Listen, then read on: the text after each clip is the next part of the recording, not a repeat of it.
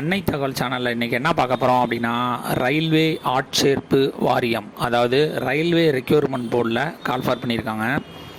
மொத்தம் எத்தனை போஸ்டிங் அப்படின்னா 14,298 போஸ்டிங் அப்படின்னு சொல்லியிருக்காங்க. எந்த கேட்டகரியில் ஆளுங்க எடுக்கிறாங்க அப்படின்னா, டெக்னீஷியன் கிரேடு 1 சிக்னல் மற்றும் டெக்னீஷியன் கிரேடு 3 போஸ்டிங்க்கு எடுக்கிறோம் அப்படின்னு சொல்லியிருக்காங்க.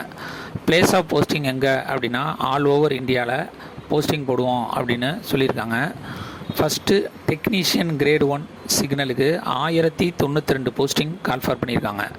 அதுக்கு என்ன எஜுகேஷ்னல் குவாலிஃபிகேஷன் எதிர்பார்க்குறாங்க அப்படின்னா, bachelor of science in physics, electronics, computer science, information technology அல்லது இன்ஸ்ட்ருமெண்டேஷனில் முடித்தவங்க இதுக்கு விண்ணப்பிக்கலாம் அப்படின்னு சொல்லியிருக்காங்க. அப்படி இல்லை அப்படின்னா BSc in a combination of any substream of basic stress of, அதாவது பிஎஸ்சியில் நீங்கள் எந்த மேஜராக எடுத்திருந்தாலும் அதோட ஃபிசிக்ஸோ, எலக்ட்ரானிக்ஸோ, கம்ப்யூட்டர் சயின்ஸோ, இன்ஃபர்மேஷன் டெக்னாலஜியோ அல்லது இன்ஸ்ட்ருமெண்டேஷன் இது அலைடு பேப்பராகவோ இல்லது இது ஒரு சப்ஜெக்டாகவோ இருந்துச்சு அப்படின்னா அவங்களும் இதுக்கு விண்ணப்பிக்கலாம் அப்படின்னு சொல்லியிருக்காங்க.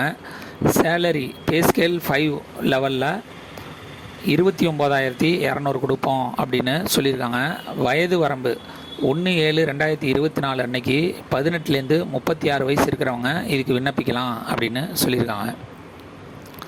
செகண்டு டெக்னீஷியன் கிரேடு 3 8,052 போஸ்டிங் அப்படின்னு சொல்லியிருக்காங்க.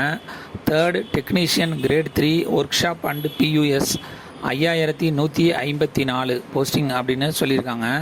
இந்த போஸ்டிங்லாம் என்ன படிச்சிருக்கணும், என்ன எந்த கிரேடில் படித்தவங்க இதுக்கு விண்ணப்பிக்கலாம், போஸ்டிங் பேர் என்ன அப்படிங்கிறத 1 by 1 வேகமாக பார்க்கலாம்.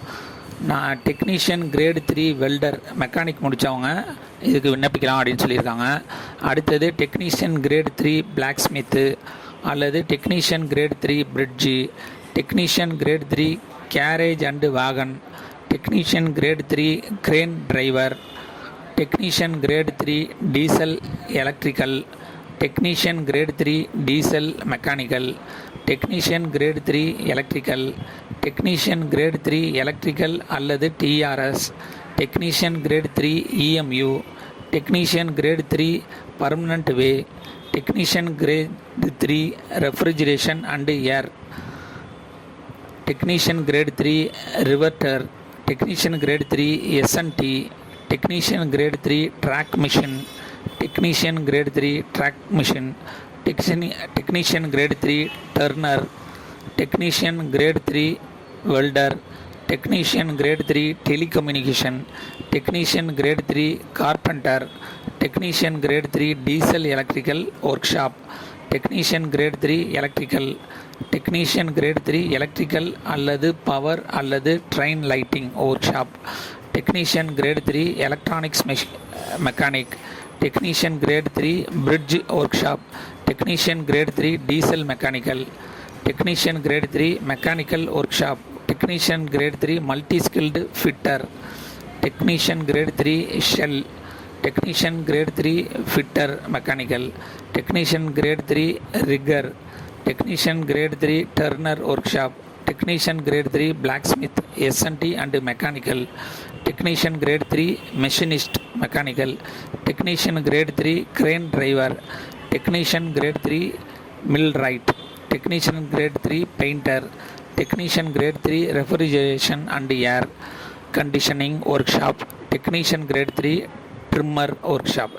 எஜுகேஷ்னல் குவாலிஃபிகேஷன் என்ன முடித்தவங்க இதுக்கு விண்ணப்பிக்கலாம் அப்படின்னு சொல்லியிருக்காங்கன்னா, மெட்ரிகுலேஷன் அல்லது எஸ்எஸ்எல்சி அல்லது 10th + ITI from recognised institute of NCVT அல்லது எஸ்சிவிடி சர்டிஃபிகேட் வச்சுருக்கவங்க இதுக்கு விண்ணப்பிக்கலாம் அப்படின்னு சொல்லியிருக்காங்க. அல்லது matriculation SSLC plus course completed act apprenticeship in the 3rd months and above அப்படின்னு சொல்லியிருக்காங்க. சேலரி எவ்வளோ கொடுக்குறாங்க அப்படின்னா, பே லெவல் 2ல் 19,900 அப்படின்னு சொல்லியிருக்காங்க. வயது வரம்பு 1/7/2024 அன்னைக்கு 18லேருந்து 33 வயசு இருக்கிறவங்க இதுக்கு விண்ணப்பிக்கலாம் அப்படின்னு சொல்லியிருக்காங்க. ஏஜ் ரிலாக்ஸேஷன் யார் யாருக்கெல்லாம் கொடுத்துருக்காங்க அப்படின்னா, எஸ்சி/எஸ்டி கேண்டிடேட்டாக இருந்தாங்க அப்படின்னா அவங்களுக்கு 5 years ஏஜ் ரிலாக்ஸேஷன் உண்டு.